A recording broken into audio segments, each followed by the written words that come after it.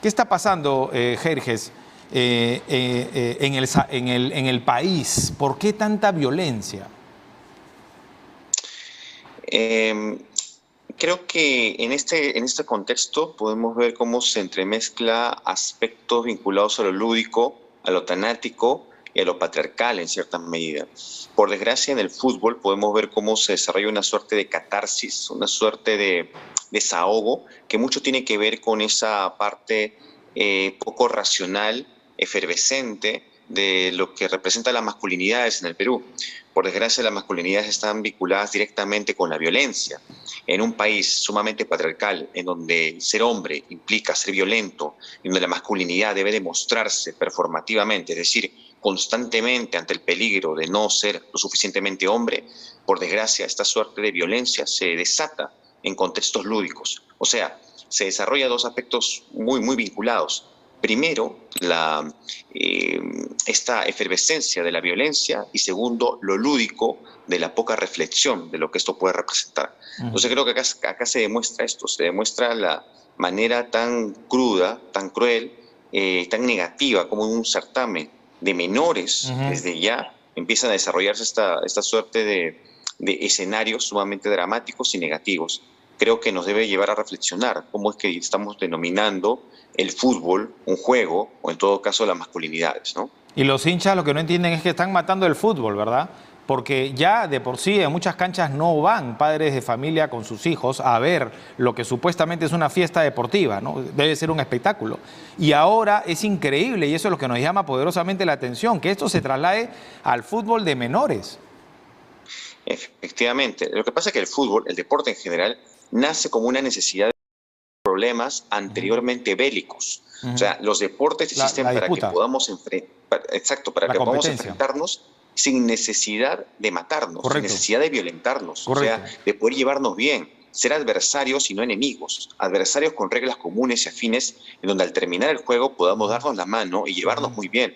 Pero no es lo que estamos viendo. Se está convirtiendo en una guerra, en un conflicto, en una matanza. Y esto es muy peligroso porque desdibuja y desnaturaliza lo que se supone debe ser el deporte. La esencia del deporte, ¿verdad? Que debería solamente disputarse, ¿no? Competirse por un triunfo. Ahora, yo mencionaba las redes sociales porque me parece que sí exacerban aún más esta violencia. ¿Usted está de acuerdo?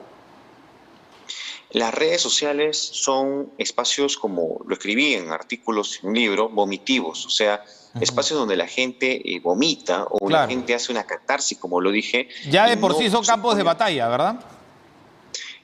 Pueden serlo, como también pueden ser espacios de lo que la sociedad civil puede incluso sembrar o desarrollar capital social, organizaciones, afinidades importantes, pero también lo contrario. O sea, son espacios en donde no hay lugar para la reflexión, espacios electronales, orales, en donde la necesidad de poder tener más vistas, más likes o espectacularizar nuestra propia intimidad nos lleva pues a tener comportamientos como estos.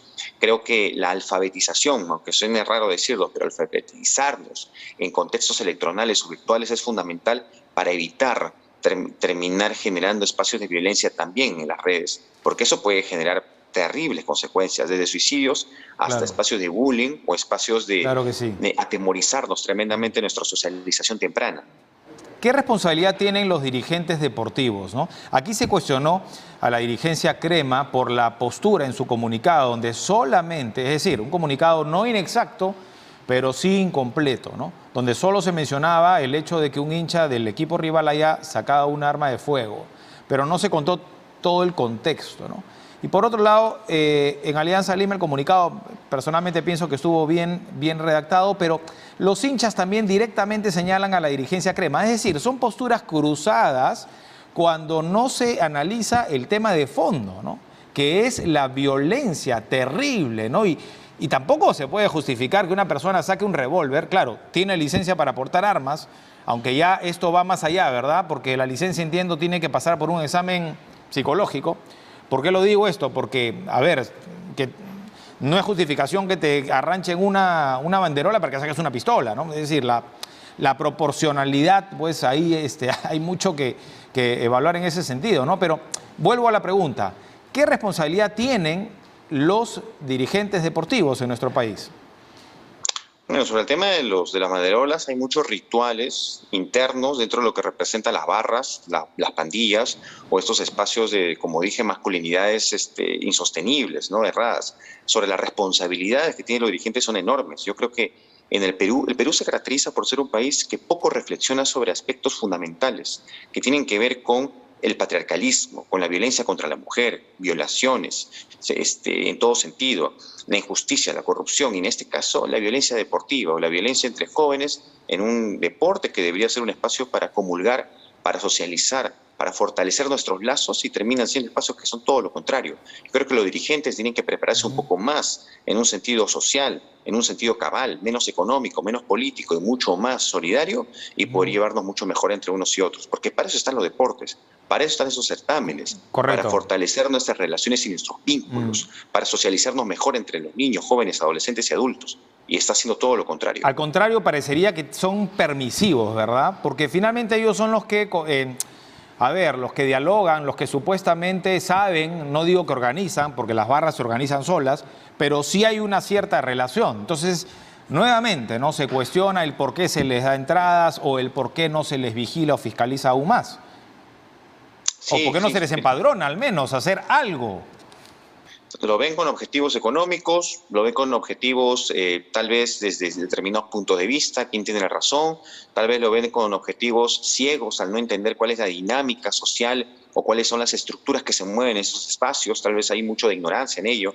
Creo que especialistas en este caso deberían asesorar o deberían intervenir cuanto antes, vinculados a la reflexividad de lo que implica pues la violencia en este tipo de escenarios. El Perú atraviesa hace mucho tiempo ya escenarios de violencia. No creemos que la violencia solamente se da en las calles, se da también en los espacios domésticos, ¿no? En los hogares y en estos casos que son como los deportes que nos enseñan finalmente a ser mucho más violentos. Hay que tener mucho cuidado con eso. Hemos llegado a un nivel de intolerancia y transigencia, pero terrible, ¿verdad? Ahora, por encima de las hinchadas están los dirigentes y por encima de los dirigentes están las autoridades, ¿verdad? ¿Qué están haciendo las autoridades al respecto? Porque aquí estamos hablando de un drama social. Esto solamente es pues un hecho, ¿no? Pero las barras se pelean a cada rato, pandillas en los exteriores de los estadios o en sus barrios, en fin, en todos lados, además de las redes sociales, por supuesto. Tan es así que se ha llegado al punto de que los partidos se disputen con hinchada local nada más. Efectivamente, lo que sucede es que, por desgracia, no llegamos a entender cuáles son las consecuencias o cuáles son las dinámicas de una violencia que se desata en diferentes contextos. Las autoridades, empezando por el Congreso, son incapaces de entender cómo es que, por ejemplo, la violencia simbólica, la violencia doméstica, la violencia de género o la violencia sexual se desarrolla en diferentes aspectos estructurales. No se dan cuenta, no quieren verlo o no lo entienden acaso. Entonces nuestras autoridades no han tenido la responsabilidad de responder a diferentes dinámicas que incluso amenazan nuestras propias vidas. No lo están haciendo y espero que lo empiecen a hacer desde ya. Las pandillas existen como un fenómeno, hijos de la violencia estructural, del conflicto armado interno de la década de los 80, que se han desatado de los 90 a la actualidad y al parecer aún no estamos respondiendo coherentemente a esto. Es necesario actuar de inmediato, porque esto puede seguir cobrando aún muchas más vidas y terminando sentando ejemplos sumamente negativos en torno a lo que van a ser los futuros grupos etarios en nuestro país. ¿Y será que la crisis institucional de los 90 también haya afectado, por ejemplo, el principio de autoridad? Hoy vemos a la policía en un rol que no debería aplicar, digamos, en un estadio donde supuestamente se va a ver fútbol, pero hoy los policías o la policía está cobrando protagonismo, ¿verdad? Separando a miembros de un mismo equipo, ojo, pero también sancionando, castigando, a veces se les va la mano, ¿no? Cuando quieren hacerse respetar, entre comillas, pero se van al otro extremo, de agredir a los hinchas. Bueno, las fuerzas policiales también, no todas, por supuesto, y no hablo de individuos ni de personas, pero estructuralmente las fuerzas policiales han servido también para sojuzgar a la población de manera un tanto violenta, porque tal vez no ha habido los suficientes precedentes para entender cómo es que debe desarrollarse. Y esto viene ocurriendo, sí, esto viene ocurriendo desde hace mucho tiempo. Recordemos que el Ejecutivo o el gobierno ha utilizado siempre las fuerzas policiales para sojuzgar a la población de diferentes formas. Y eso lo hemos visto en diferentes tiempos en nuestro país y lo hemos visto incluso recientemente en cuanto a movimientos sociales, protestas sociales se refiere. Y esto no es una excepción. Entonces también tenemos que ver Tal cual. desde ese punto de vista. Claro, y para ir terminando ya, esto me hace recordar que efectivamente el fútbol, como dicen, ¿no? Ya no es cliché, es el reflejo de la sociedad, ¿no? Básicamente es lo que está pasando. Y la reflexión final es que no debemos matar el fútbol, porque eso es lo que está ocurriendo, a vista y paciencia de los dirigentes deportivos. Yo entiendo, me parece exagerado que se cuestione, por ejemplo, a los organizadores del partido del fin de semana de menores, porque supuestamente no brindaron seguridad. O sea, en realidad poner un detector de armas, estamos todos locos ya, ¿no? El detector de armas en una cancha donde debería de solamente irse a competir, pero también a disfrutar, ¿no? A pasarla bien, sobre todo si se trata de niños en formación, ¿no? Lo que sí me preocupa es que los menores se hayan también visto enfrascados en esta pelea, ¿no? Eso sí me parece que es de preocupación y que la dirigencia de los clubes en ese sentido tienen que, incluso utilizando piedras, me parece, tienen que poner barbas en remojo de una vez, porque ellos se jactan de que no solamente quieren formar a futbolistas, sino a personas.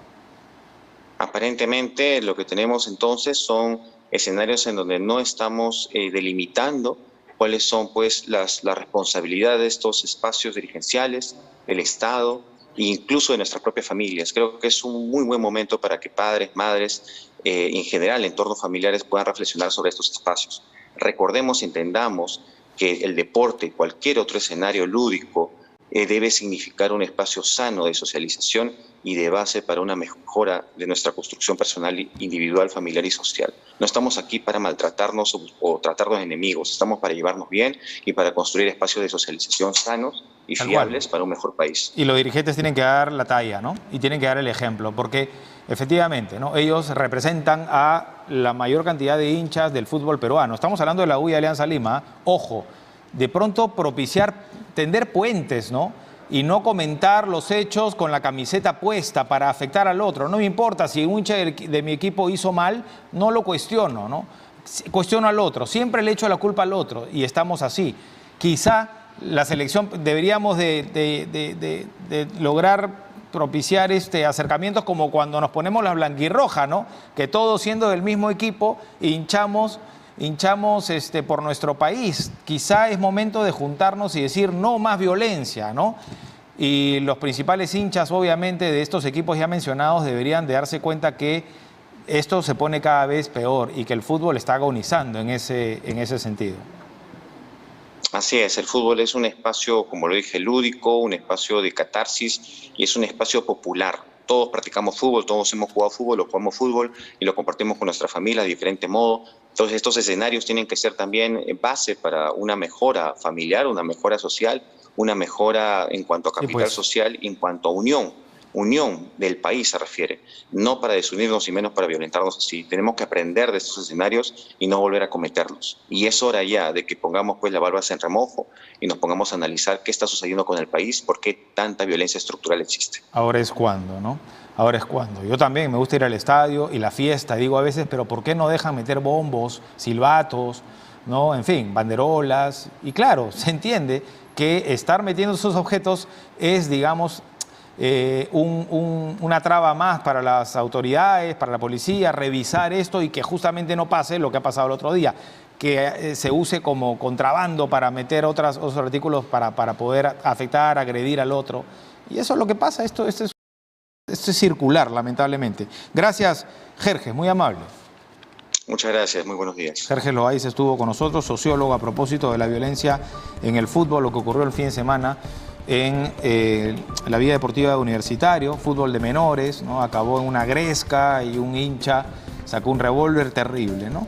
Y creo que eso tiene enlace con las redes sociales, donde incluso nosotros, los periodistas, no podemos postear nada porque automáticamente recibimos una recatafila de ataques, agravios, en fin, ¿no? Se ha perdido toda tolerancia en las redes sociales y esto, como no, incita a la violencia. Desde aquí yo me solidarizo con los periodistas deportivos señalados siempre, ¿no?